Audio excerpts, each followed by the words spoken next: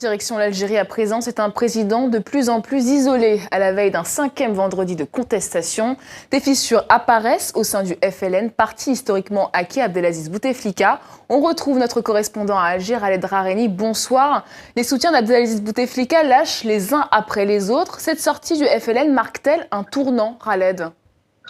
Tout à fait. Le FLN a toujours soutenu le président Bouteflika depuis le premier jour, depuis son arrivée au pouvoir en 1999. En 2000, le FLN l'a même choisi président d'honneur du Front de Libération Nationale.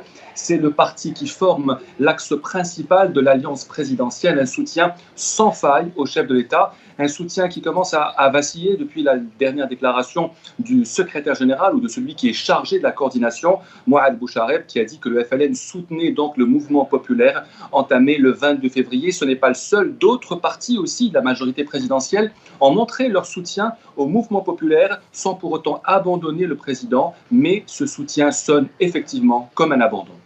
Et quels sont les échos du côté de l'exécutif à la veille de la grande journée de mobilisation ?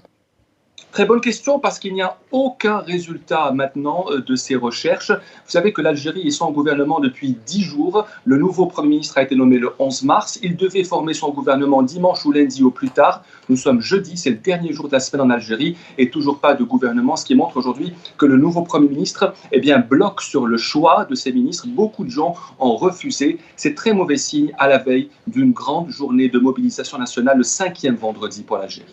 Khaled Drareni en direct d'Alger pour TV5 Monde, merci.